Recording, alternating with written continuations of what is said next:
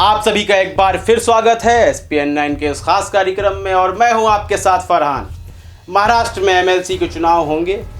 उद्धव ठाकरे को अब चुनाव जीतना होगा, विधानसभा के अंदर प्रवेश करना होगा। इलेक्शन कमीशन ने तारीख भी बता दी है। अब इन चुनावों का इंतज़ार है, लेकिन इस दौरान कुछ ऐसी घटनाएं घटित हुई जिससे फिर एक पद की गरिमा दागदार होती हुई नजर आ रही है। हम बात कर रहे हैं उसी हम दागी राज्यपाल कह सकते हैं जिन्होंने राती रात इमरजेंसी राष्ट्रपति शासन हटाकर, राज्यपाल का शासन हटाकर शपथ ग्रहण करवाई थी देवेंद्र फडणवीस को। अजीत पवार भी वहां पर शामिल थे। हम बात कर रहे हैं भगत सिंह कोश्यारी की, जो महाराष्ट्र के गवर्नर हैं, इस वक्त वर्तमान में राज्यपाल हैं। आपको पता है किस तरह से विश्व भर में एक संकट छाया हुआ है, यहाँ तक कि एक शैडो कैबिनेट बनाने की भी बातें चल रही हैं। शैडो कैबिनेट भी होनी चाहिए। शैडो कैबिनेट क्या होती है हम आपको अपने किसी अन्य कार्यक्रम में ज़रूर समझाएंगे। और इस वक्त जो नहीं किया जाना चाहिए वह क्या है, किसी भी स्थायी सरकार को गिरा देना इस वक्त सबसे बड़ी भूल होगी। क्या वह सरकार के जो सत्ताधारी दल है उसके हक में बुरा होगा? बिल्कुल भी नहीं।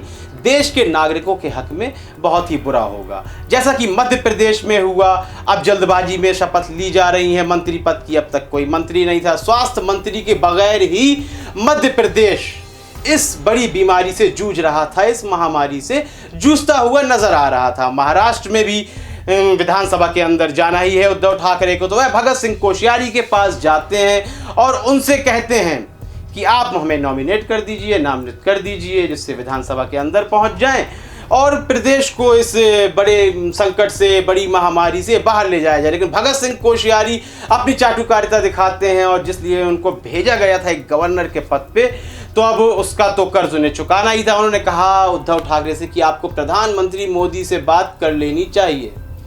प्रधानमंत्री नरेंद्र मोदी से भी बात की उद्धव ठाकरे ने, लेकिन उसका कोई भी सुखद परिणाम नहीं आया। उन्होंने भगत सिंह कोश्यारी से ऐसा नहीं कहा, ऐसे निर्देश नहीं दिए, ऐसा आदेश नहीं दिया कि वह उद्धव ठाकरे को नामिनेट कर दें। तो इलेक्शन कमीशन तक बात जाती है। इलेक्शन कमीशन भी मेहरबानी दिखाती है, तारीख तय कर दी गई है, अब चुनाव हो जाएंगे। उद्धव ठाकरे जीतते हैं तो विधानसभा के अंदर आएंगे और मुख्यमंत्री बने रह सकते हैं। लेकिन इस भारी संकट के बीच, इस महामारी के बीच भी आप देख रहे हैं सत्ताधारी दल जो केंद्र पर आसीन हैं, उसे अपने नागरिकों की कोई फिक्र नहीं है, बल्कि फिक्र है तो केवल अपनी सत्ता बचाने की है।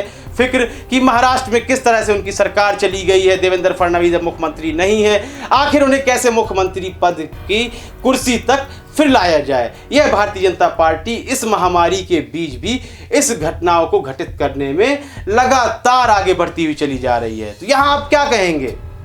क्या अंधभक्त भी वही बात कहेंगे कि अभी भी इस बात को कहेंगे कि देश की फिक्र है भारतीय जनता पार्टी को या प्रधानमंत्री नरेंद्र मोदी को? बिल्कुल भी नहीं। यदि इन बातों को आप देखते हैं, इनकी व्याख्या करते हैं, तो साफ पता चलता है कि सिर्फ सत्ता के लिए एक जंग चल रही है। कोरोना तो बीच में एक महामारी के रूप में आ गया है, लेकिन वह अपनी सत्ता को बिल्कुल नहीं भूले हैं। जिस तरह मध्य प्रदेश में सत्ता गिराई सत्ता बनाते हैं, जो अभी तक स्थिर स्थायी सत्ता बिल्कुल नहीं है, मंत्री पद की शपथ नहीं ली गई है, वही हालात कहीं महाराष्ट्र के ना हो जाएं। आपको क्या लगता है कि महाराष्ट्र में उद्धव ठाकरे मुख्यमंत्री के पद पर रह पाएंगे? क्या वह MLC का चुनाव जीत जाएंगे? जिस तरह राज्यपाल भगत सिंह कोश्यारी ने उन्हें नॉमिनेट नहीं किया है, क्या यह गलत फैसला है? इन सभी सवालों के जवाब आप हमें कमेंट सेक्शन में दे सकते हैं। कार्यक्रम को लाइक करें, ज़्यादा से ज़्यादा शेयर करें और चैनल को सब्सक्राइब करना बिल्कुल भी ना भूलें। तब तक के लिए इजाज़त दीजिए। धन्यवाद।